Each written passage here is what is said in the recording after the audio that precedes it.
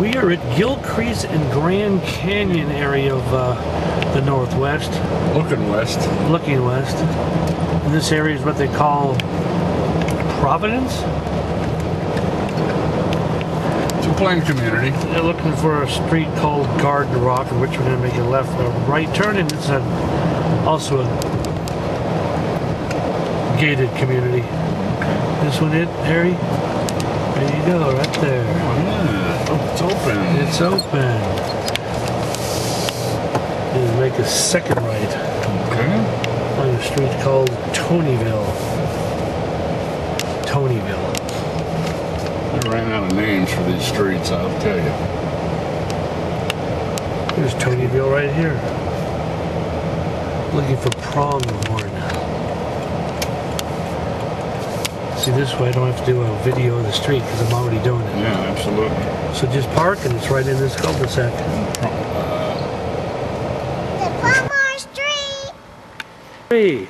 Let's go inside! There's... Let's go! Okay, Harry, this is the last house on the last house tour. for today on Saturday. The address of this house is 7849 Pronghorn. Again, up in the northwest. Northwest, it's off of Gilcrease and Fort Apache area. It's absolutely. A gated community. We've got, actually this one has a community park. Community Or park. pool. Pool. And so, it's a pretty nice one.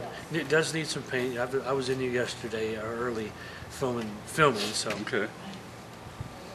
This one's 1,561 square feet and $45 monthly fee. And they're asking $99,000. Yeah, built in 2007. 2007. So with that said, Let's go to it. Let's go take a look. Good morning. Now this is a little unique one. Harry, what do they call this one? What's that? This type of house. Well, it's a contemporary house, I guess. You have to go up to a landing. The inside's what's different. You go down to, well, A a big living room of sorts. family room. And there's bedrooms down here. Small. It's not a master or anything. I think the master's probably upstairs. 2 bedrooms down. Got a bath. So if the master is upstairs, you've got one of these properties where they're separate from the rest of the family. And this has got entrance to the garage. Are they what, 1-car garages? Yes. Randy? Yeah. And there's washer and dryer in there in this room. Go back up to the landing. This is... the backyard! And this is What is this, Kayla? a backyard! Okay, let's go. Kitchen and dining area. Randy's in kind of, I guess, a family room type situation where he's standing. I've never seen a family room that quite this small, but it would work, I suppose. And I think People were going to try to paint this place, but they never finished. It's got blue paint. It's a nice landing. And see me on the eye. And sing! Sink? All right, that sounds pretty good. Look at the patio. Look, the patio back. Patio. All right, let's go check out the rest of it, Caleb. Take us in. Say, let's go. Let's go. Why don't we go ahead and tell them just briefly about the escrow process? Well, we'll talk about how to buy this house, and escrow is involved in that. It's a HUD, government-owned property. You have to electronically bid. And for instance, this one is they're asking $99,000, and that's pretty close to what you're going to bid one way. You're not going to go over ever. Never go higher because it costs money to go higher. Silly. The escrow, then they open escrow with some company in Pennsylvania is what they do, but all the paperwork comes through them, and you work with us as the realtor to keep on an even keel on what you're going to do. Well, just kind of summarize a little bit. Title companies, escrow companies, they can be separate. A lot of times the names are used interchangeably, but title works title, escrow works escrow. Right. And generally speaking, Except in Nevada. nah. And so just generally speaking, when you buy any property actually, your escrow is like the hub of the wheel. Their prime purpose is to make sure all the T's are crossed and the I's are dotted. All the papers come in. Notarized. They're the ones who take your loan paperwork, put it in a big pile. You go into sign on the dotted line, you got a stack about this much. Well, it's pretty high. It's quite pretty high.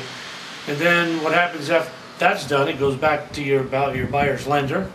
They do another final look through of your loan. And if that works, Harry and I can tell you one thing also. During this process, do not go buy a house full of furniture. Or a car. Or a car. Or any high ticket item, because that affects your credit. Most lenders now are running a credit check 2 days before closing. They will and check that's it. what you don't want to do. So if you don't learn anything from this videos today, remember that one. Just whatever when you go into the lender, then they give you the okay for the house. Don't do anything until the house closes. Now you can buy a building if you want after the day it closes. That's up to you. They don't care. Once it's in your name, you can do what you want. But you'd be amazed how many transactions have not closed because people run out and buy their kitchens, they buy their appliances, they buy, you got to get the picture.